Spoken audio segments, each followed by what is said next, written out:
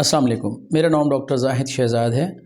میں بہاولپور میں urologist, سیکسالوجسٹ and infertility expert کے طور پہ گزشتہ 20 سال سے میڈیکل کی پریکٹس کر رہا ہوں۔ آج ہم نے ایک انتہائی اہم ٹاپک کے اوپر ڈسکشن کرنی ہے، اور یہ ٹاپک ہے ایڈیوپیتھک انفرٹیلیٹی، یعنی تمام رپورٹس کے نارمل ہونے کے باوجود بھی بچوں کا نہ ہونا۔ تقریباً 30 to 45% ایسے لوگ ہیں جن کی تمام رپورٹس نارمل ہوتی ہیں، لیکن اس کے باوجود بھی ان کے ہاں بچہ نہیں ہو رہا ہوتا۔ اس میں جو مرد ہے اس کی سیمن کی رپورٹ نارمل ہوتی ہے، اس کے ایکٹیو سپرم ٹھیک ہوتے ہیں، ویری گڈ جو موٹائل حرکت کرنے والے سپرم ہیں وہ بھی نارمل ہوتے ہیں، ٹوٹل کاؤنٹ بھی ٹھیک ہوتی ہے۔ اسی طریقے سے فیمیل کی تمام رپورٹس بھی نارمل آتی ہیں، ان کو ریگولر مینسز آ رہے ہوتے ہیں، ان کے تمام ہارمونز کی رپورٹ نارمل ہوتی ہیں، ان کے جو ٹیوبز کے ٹیسٹ ہوتے ہیں، جو فیلوپین ٹیوبز کے، وہ بھی نارمل ہوتے ہیں، اور اس کے علاوہ ان کو کوئی اریکٹائل ڈسفنکشن، پریمیچور ایجیکولیشن یا انفیکشن کوئی بھی نہیں ہوتا۔ دونوں کپلز بہت زیادہ ہیلدی ویلدی ہونے کے باوجود بھی ان کے ہاں بچے پیدا نہیں ہو رہے ہوتے۔ تو ایک رینج ہے، ایپیڈیمیولوجی میں اس میں کہا جاتا ہے کہ اراؤنڈ اباؤٹ 30 سے لے کر 45% تک ایسے کپلز ہیں جن کو 1 سال یا 2 سال شادی کے ہو جانے کے باوجود بھی بچے نہیں ہو رہے ہوتے، اور ان کی رپورٹس بھی نارمل ہیں۔ اور اس کی کیا وجوہات ہیں؟ یہ سب کچھ نارمل ہونے کے باوجود بھی بچوں کا نہ ہونا، اس کی کیا وجوہات ہیں؟ کچھ لوگ اس کو جادو ٹونے سے تشبیہ دینا شروع کر دیتے ہیں، کچھ سمجھتے ہیں کہ کسی نے ان کے بچے باندھ دیے ہیں، اور کچھ سمجھتے ہیں کہ یہ بچے اس وجہ سے گر رہے ہیں کہ کسی نے تعویذ کر دیے ہیں، کسی نے اس کے اوپر نظر لگا دی ہے۔ اس طرح کے بہت سارے مفروضے لوگوں میں گردش کر رہے ہوتے ہیں۔ سائنس لاجک اور ثبوت کو مانتی ہے، لاجک اور ثبوت کے لحاظ سے جب بھی ان کے ٹیسٹ کرائے جاتے ہیں تو وہ نارمل ہوتے ہیں۔ ایسے لوگوں کے لیے کیا ٹریٹمنٹ ہونی چاہیے؟ کون سی دوائی دیں جس سے یہ رپورٹس ان کی مزید بہتر ہو جائیں اور ان کے بچے ہو جائیں اور وہ کنسیو کر جائیں؟ بیکاز ان کی رپورٹس آلریڈی پہلے ہی نارمل ہوتی ہیں۔ اب اس میں مزید ان کے کیا دوائی دی جائے کہ ان کے جرثومے میں بڑھ جائیں، اس کا کوئی رول نہیں ہے۔ تو ایسے پیشنٹس کو ہم کونسلنگ کرتے ہیں، ان کو سمجھاتے ہیں اور ان کو بتاتے ہیں، دونوں میاں بیوی کو، کہ آپ نے سب سے پہلے یہ سمجھنا ہے کہ بچوں کا لیٹ پیدا ہونا اور بچوں کا پیدا نہ ہونا کوئی ایسی بیماری نہیں ہے جس سے آپ کی جان کو خطرہ ہو۔ سب سے پہلے کونسلنگ ہے، اور دنیا کے کئی ممالک کے اندر دونوں کپل فرٹائل ہوتے ہیں، میاں بیوی بالکل فرٹائل ہیں، وہ بچے پیدا کر سکتے ہیں، لیکن اس کے باوجود بھی وہ فیملی پلاننگ کر رہے ہوتے ہیں اور وہ بچے پیدا نہیں کرتے۔ لیکن ہمارا معاشرہ، خصوصاً پاکستان کا جو معاشرہ ہے، یہ ایک بیمار معاشرہ ہے۔ یہ جن کے بچے پیدا نہیں ہو رہے ہوتے ان سے بار بار پوچھتا ہے، ان کو بار بار احساس دلاتا ہے۔ ہر مہینے گھر والے، رشتہ دار اور مردوں کے جو دوست ہوتے ہیں وہ ان سے پوچھتے ہیں کہ آپ کی شادی کو سال ہو گیا ہے، 2 سال ہو گئے ہیں، 3 سال ہو گئے ہیں، اتنا عرصہ ہو گیا، بچے نہیں ہو رہے، آپ فلاں ڈاکٹر کے پاس چلے جائیں، فلاں حکیم کے پاس چلے جائیں، فلاں پیر کے پاس چلے جائیں، تو وہاں سے بچے ہو جائیں گے، ان سے تعویذ لیں، ان سے دوائی لیں، ان سے ٹوٹکا نسخہ لیں، اور فلاں ڈاکٹر سے جا کے انجیکشن وغیرہ لگوائیں وغیرہ وغیرہ، اس طرح کا ان کو مشورہ دیتے ہیں، جبکہ ان کی رپورٹس نارمل ہوتی ہیں۔ اور ایسا کپل جن کو بار بار جن سے پوچھا جائے تو وہ مینٹلی طور پہ سٹریس میں آ جاتا ہے، مینٹلی طور پہ وہ سائیکولوجیکل اپسیٹ ہو جاتا ہے، مینٹل ٹراما ان کو ہو جاتا ہے لوگوں کی ان بار بار پوچھنے اور باتیں کرنے کی وجہ سے۔ یہ بیمار معاشرے کی علامت ہے۔ تو اس طرح بچوں کو پیدا نہ ہونا یا لیٹ پیدا ہونا یہ کوئی ایسی جسمانی بیماری نہیں ہے جس سے جان کو خطرہ ہو، یہ معاشرتی بیماری ہے، یہ ہمارا سوسائٹیل ڈس آرڈر ہے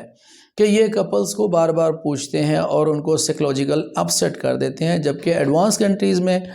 پڑھے لکھے لوگوں میں، وہاں پہ یہ ان کا پرسنل میٹر ہوتا ہے، چاہے وہ بچے پیدا کریں یا نہ کریں۔ تو اس وجہ سے یہ رپورٹس ان کی نارمل ہونے کے باوجود بھی اس سائیکولوجیکل ٹراما اور اپسیٹ ہونے کی وجہ سے دیگر بیماریاں ان کو ہونے لگتی ہیں، یعنی کہ وہ شوگر، بلڈ پریشر، بے خوابی اور نفسیاتی طور پہ چڑچڑاپن، اس کا شکار ہونے لگتے ہیں ان کی، جبکہ سیکشول تمام رپورٹس نارمل ہوتی ہیں۔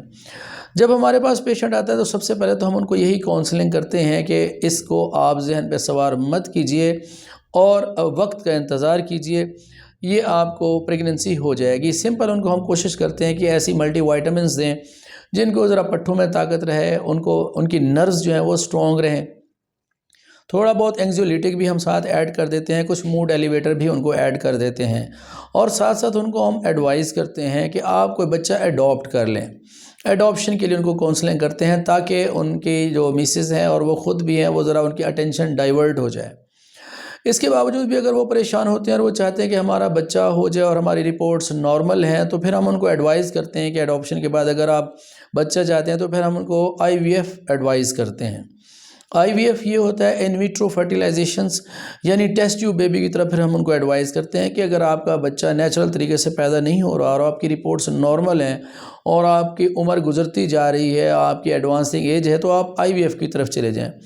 IVF میں مرد کے سپرمز لیے جاتے ہیں اور عورتوں کے جو ہیلدی ایگز ہیں وہ لیے جاتے ہیں، اور ان کو جو لیبارٹری ہے اس ٹیسٹ ٹیوب کے اندر ان کو گرو کروایا جاتا ہے۔ یہ سمپل لینگویج میں آپ کو میں بتا رہا ہوں، ایک کنٹرولڈ انوائرمنٹ میں اس زائگوٹ کو گرو کروایا جاتا ہے، جس میں انڈے اور سپرم جب گرو کرتا ہے وہ زائگوٹ 2 یا 3 یا 4 جتنے بھی زائگوٹس ہوتے ہیں، جب وہ گرو کر جاتے ہیں تو ان کو پھر فیمیل کی بچے دانی کے اندر، رحم کے اندر، یوٹرس کے اندر لگا دیا جاتا ہے۔ سارے کے سارے بھی گرو ہو سکتے ہیں۔ یہ 4 زائگوٹ اگر گرو ہو جائیں تو 4 بچے پیدا ہو سکتے ہیں، 2 گرو کر جائیں اور صحیح طریقے سے لگ جائیں یوٹرس کے اندر تو 2 پیدا ہو سکتے ہیں، 1 بھی پیدا ہو سکتا ہے۔ یہ ڈیپینڈ کرتا ہے کہ ان کی کتنی لک ہے اور کیسا یوٹرس کا انوائرمنٹ ہے جو زائگوٹ کو مطلب نرشمنٹ دیتا ہے، ڈیولپمنٹ کے لیے جو انوائرمنٹ مہیا کرتا ہے، اور ویری ہیلدی اینڈ بہت زیادہ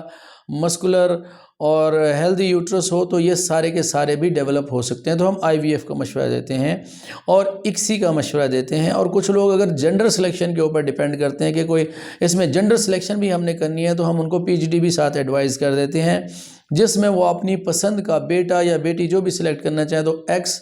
یا Y، ہم ان کی Y سارٹنگ کر لیتے ہیں اور اسی Y سارٹنگ سے ہی ہم وہ کروموسومز، وہ سپرم اس کے ساتھ ملاپ کروا دیتے ہیں، جس سے میل پیدا ہو سکتا ہے یا فیمیل ہو سکتا ہے۔ یہ ایڈوانس جہاں کے اوپر یہ ٹیکنالوجی کی سہولت ہے وہاں ہم ان کو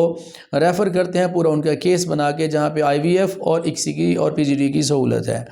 تو یہ آج میں نے آپ کو اس بارے میں آگاہی دینی تھی کہ کچھ کپلز ایسے ہوتے ہیں جن کی ساری رپورٹس نارمل ہونے کے باوجود بھی بچے پیدا نہیں ہو رہے ہوتے، تو یہ ایڈیوپیتھک انفرٹیلیٹی ہے، یعنی بغیر کسی وجہ کے بچے کا پیدا نہ ہونا، اور یہ 30 سے 45% تک یہ ہوتا ہے اور نارمل ہے یہ کپلز میں ایسے ہو جانا۔ اس کے بارے میں پریشان ہونے کی ضرورت نہیں ہے۔ اس کے علاج کے لیے آپ کو بہت زیادہ ذہن کے اوپر دباؤ لینے کی ضرورت نہیں ہے کہ آپ کے سٹریس ہارمون بڑھ جائیں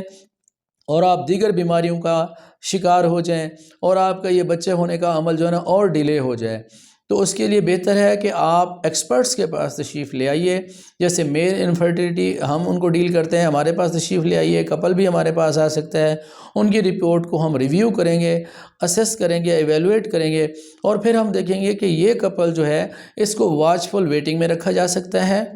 ان کو ویٹ مزید کروایا جا سکتا ہے، یا یہ بہت زیادہ ان کا اگر ایگر ہے ٹو گیٹ بیبی اور ان کی ایج بھی ایڈوانسنگ کی طرف جا رہی ہے، تو ہم ان کو پھر IVF مشورہ دیں گے کہ وہ IVF کی طرف چلے جائیں یا ایڈاپشن کی طرف چلے جائیں۔ یہ کیس کو ایویلویٹ کرنے کے بعد کیس ٹو کیس ویری کرتا ہے، ہر کیس کے لیے ڈیفرنٹ مشورہ ہوتا ہے، تو ہمارے کلینک پہ تشریف لا سکتے ہیں اور ہم ان کو اس کے بارے میں بہتر گائیڈنس مہیا کرتے ہیں۔ Thank you very much.